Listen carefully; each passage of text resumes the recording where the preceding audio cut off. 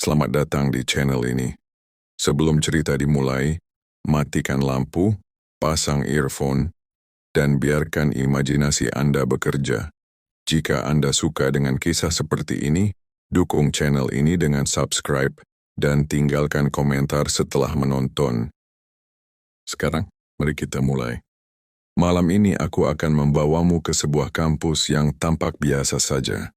Ramah, penuh aktivitas, dan sering menjadi tempat mahasiswa mengejar cita-cita. Namun di tempat yang sama, ada kisah yang tidak pernah dicatat, tidak pernah diumumkan, dan tidak pernah benar-benar dibicarakan.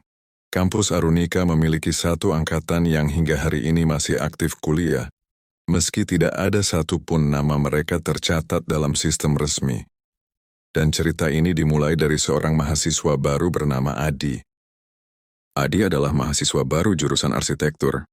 Pendiam, rajin, dan terbiasa pulang paling terakhir karena tugas gambar yang tidak ada habisnya. Suatu malam, di studio lantai 3 yang biasanya kosong, dia melihat seorang perempuan duduk di sudut ruangan, berjaket biru tua, rambut panjang, wajah pucat, menatap lurus tanpa berkedip. Adi mengangguk sopan, tidak dibalas. Dia pikir perempuan itu hanya senior yang juga lembur. Namun malam itu, ruangan terasa lebih dingin, lebih sepi, dan waktu berjalan sangat lambat. Keesokan harinya dosen membagikan daftar absen studio malam. Adi melihat satu nama aneh di bagian paling bawah. Alia Ramadhani, angkatan 2008. Status aktif, kelas ke studio malam. Adi mengerutkan dahi. Mungkin salah entry, pikirnya. Tapi sesuatu tentang nama itu membuatnya tidak nyaman. Saat istirahat, Adi bertanya pada temannya, Raka. Rak, lu kenal nggak sama Alia Ramadhani? Raka yang biasanya santai tiba-tiba terdiam. Wajahnya berubah. Dia menatap Adi dan berkata pelan, nama itu jangan dibahas sembarangan. Adi bingung. Raka melanjutkan, Alia itu mahasiswa yang hilang. Hilang di gedung tempat lu lembur malam-malam, lantai 3. Adi tertawa mengira itu candaan. Namun ekspresi Raka sangat serius. Malam berikutnya, Adi kembali ke studio. Perempuan berjaket biru itu ada lagi. Duduk di tempat yang sama. Tanpa suara. Tanpa gerakan. Kali ini Adi memperhatikan lebih detail. Kakinya menggantung, tidak menyentuh lantai. Tidak ada bayangan di belakangnya. Lampu berkedip dan sosok itu lenyap sesaat, muncul lagi, tanpa berpindah posisi. Adi mencoba tenang. Hingga perempuan itu berbicara tanpa menoleh. Kamu rajin ya? Kamu mirip Adnan. Adi berhenti menggambar. Siapa Adnan? Perempuan itu tersenyum kecil. Mahasiswa yang datang malam-malam. Seperti kamu. Suara itu terdengar seperti bisikan dari dua arah sekaligus. Ketakutan, Adi pergi ke pos keamanan. Ia meminta rekaman CCTV studio malam itu. Pak Satpam memutar ulang video, dan hanya ada satu orang di ruangan itu. Adi. Sendirian. Tidak ada perempuan. Tidak ada jaket biru. Tidak ada siapapun.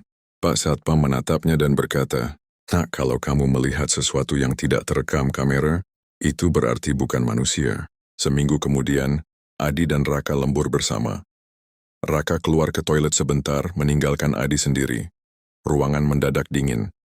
Adi mencium bau parfum lembut, bau yang sangat familiar. Lalu suara kursi diseret di belakangnya. Adi menoleh cepat, tidak ada siapapun. Namun di meja belakang ada setumpuk tugas lama. Tertulis nama. Alia Ramadhani. Tugas akhir 2008. Kertas itu terlihat baru, seakan baru dikerjakan. Adi akhirnya memberanikan diri bertanya pada Bu Mira, dosen senior. Bu Mira terdiam lama sebelum berkata, Alia hilang ketika mengerjakan tugas akhir.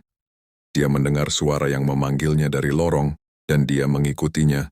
Dosen itu menunduk. Sejak malam itu dia tidak pernah keluar gedung. Bu Mira menambahkan, beberapa mahasiswa masih melihatnya. Biasanya yang rajin, yang datang paling akhir, yang sendirian. Suatu malam hujan, Adi terjebak di kampus sampai larut. Saat berjalan melalui lorong, ia mendengar suara lembut memanggil namanya. Adi, kamu lupa tugasmu. Adi mempercepat langkah, tapi suara itu ikut mendekat. Ayo ke studio, kita lembur sama-sama. Suara itu kini sangat dekat. Jangan tinggalkan aku sendirian lagi. Berbisik tepat di telinganya. Adi berlari keluar gedung. Seminggu kemudian Adi tidak masuk kuliah. Tidak pulang kos, tidak membalas pesan. Petugas keamanan menemukan sesuatu di studio lantai 3, buku gambar Adi, tasnya, dan di sampingnya, sebuah jaket biru. Jaket itu milik Alia, mahasiswa yang hilang 17 tahun lalu. Di meja ada tulisan tangan. Mahasiswa baru sudah datang, sekarang aku tidak sendiri. Sejak malam itu, studio lantai 3 kembali ramai setiap malam. Namun dari rekaman CCTV, kamera hanya menampilkan satu orang. Adi, duduk sendiri, menggambar sendiri, tersenyum ke arah sudut ruangan yang kosong. Terima kasih sudah mendengarkan kisah ini. Jika kamu pernah lembur malam-malam di kampus, ingatlah satu hal. Tidak semua mahasiswa terdaftar dalam sistem. Sebagian dari mereka masih duduk di kelas, menunggu teman lembur yang tidak pernah pulang.